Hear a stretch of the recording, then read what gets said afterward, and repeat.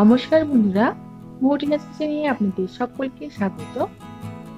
আজকে আপনাদের সাথে নিরামিষ বাঁধাকপি রেসিপি শেয়ার করব, যেটা কম উপকরণে খুব সহজেই বানিয়ে নিতে পারবেন রুটি, লুচি, পরোটা কিংবা খিচুড়ির সাথে সার্ভ করার জন্য। নিরামিষ বাঁধাকপির তরকারি তৈরি করার জন্য 600 গ্রাম ওজনের একটা বাঁধাকপিকে ঠিক এইভাবে ছোট ছোট করে কেটে একবার জল পাল্টে ধুয়ে নিয়ে পর কিছুটা জলে ভিজিয়ে রেখেছি। চেষ্টা করবেন একটু সরু করে কেটে নেওয়ার, তাহলে তাড়াতাড়ি সেদ্ধ হবে। এদিকে কড়াইয়ের মধ্যে 3 টেবিল চামচ সরষের তেল নিয়ে তেলের মধ্যে নেব দুটো তেজপাতা, একটা শুকনো লঙ্কা আর সামান্য একটু সাদা গোটা জিরে। একটু নাড়াচাড়া করে নেওয়ার পরে এর মধ্যে নিয়ে নেব আলুর টুকরো। দুটো মিডিয়াম সাইজের আলুকে ডুবু ডুবু করে কেটে এখানে ব্যবহার করেছি। মিডিয়াম টু হাই ফ্লেমে আলু টুকরোগুলোকে ভেজে নেওয়ার পরে একটু লালচে ভাব আসলে ফ্লেমটাকে মিডিয়ামে করে এর মধ্যে নিয়ে নেব হাফ চামচ আদা বাটা। আদা বাটাটাকে একটু মিশিয়ে নেব যাতে করে আদার কাঁচা গন্ধটা চলে যায়। এর মধ্যে নেব টমেটো কুচি। এখানে একটা বড় সাইজের টমেটো ব্যবহার করেছি। এবার একে একে গুঁড়ো মশলাগুলো এর মধ্যে দেব হাফ চামচ কাশ্মীরি লঙ্কার গুঁড়ো, হাফ চামচ হলুদ গুঁড়ো আর হাফ চামচ জিরে গুঁড়ো। এই রান্নাতে খুব বেশি মশলা দেওয়ার প্রয়োজন নেই। সবটার সাথে গুঁড়ো মশলাগুলোকে ভালোভাবে মিশিয়ে নেওয়ার পরে সামান্য একটু জল দিয়ে দেব। এবার সবটার সাথে মিশিয়ে কষিয়ে নেব যতক্ষণ পর্যন্ত না মশলা থেকে তেল ছাড়তে শুরু করছে।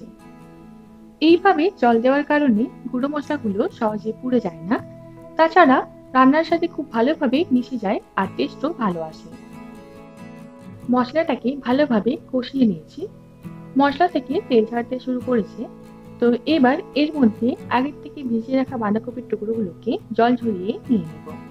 তবে এখন সব বাঁধাকপির টুকরো ব্যবহার করব না, কিছু দিয়ে দেওয়ার পরে মশলার সাথে ভালোভাবে একবার কষিয়ে নেব। তারপর বাকি বাঁধাকপির টুকরোগুলোকে এর মধ্যে নিয়ে পুরোটাকে মিশিয়ে কষিয়ে নেব। এইভাবে যদি কম করে বাঁধাকপির টুকরো নিয়ে ভালোভাবে কষিয়ে নেওয়ার পরে বাকি বাঁধাকপির টুকরো দিয়ে কষিয়ে নেওয়া হয়, তাহলে বাঁধাকপিটা ঠিক মতো করে মশলার সাথে কষানো যায় আর রান্নার স্বাদও ভালো আসে। বাকি বাঁধাকপির টুকরোগুলোকেও দিয়ে দিলাম। এবার 2 থেকে 3 মিনিট সময় ধরে মিডিয়াম টু হাই ফ্লেমে একটু কষিয়ে নেব। বাঁধাকপির এই রেসিপিটা শুধুমাত্র নিরামিষ দিনেই নয়, যে কোনো পুজোতে ভোগ হিসাবে নিবেদন করতে পারেন।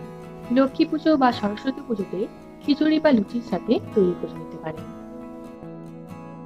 সবটাকে ভালোভাবে কষিয়ে নেওয়ার পরে এর মধ্যে এবার দেব স্বাদ বুঝে লবণ আর ঝাল বুঝে কাঁচা লঙ্কা।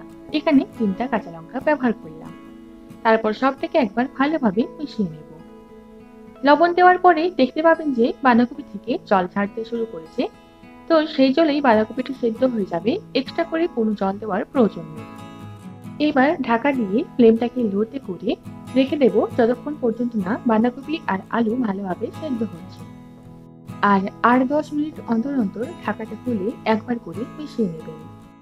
যেহেতু এখন সিজনাল বাঁধাকপি নয়, তাই বাঁধাকপি থেকে খুব বেশি জল না বেরোতে পারে, সেক্ষেত্রে 2 থেকে 4 চামচ জল আপনারা ব্যবহার করতে পারেন বাঁধাকপিটা সেদ্ধ করার জন্য। একটু শীত পড়লে যে বাঁধাকপি পাওয়া যায় বাজারে, সেই বাঁধাকপি সেদ্ধ হতে 12 থেকে 15 মিনিট সময় লাগে। তবে এই সময় বাঁধাকপি সেদ্ধ হতে প্রায় 25 থেকে 30 মিনিট সময় লেগে যায়।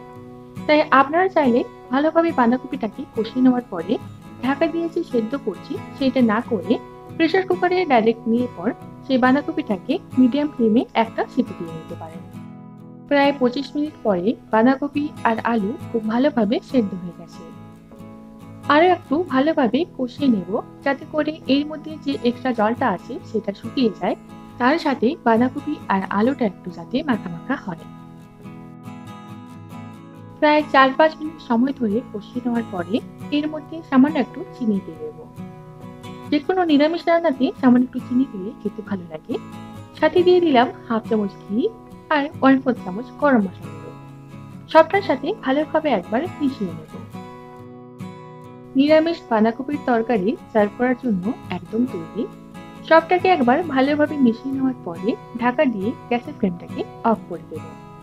তারপর গরম গরম সার্ভ করে নেব। বাঁধাকপি এইভাবে রান্না করলে তার স্বাদ অসাধারণ হয়। তাই আজকের রেসিপি অবশ্যই একবার বাড়িতে ট্রাই করবেন।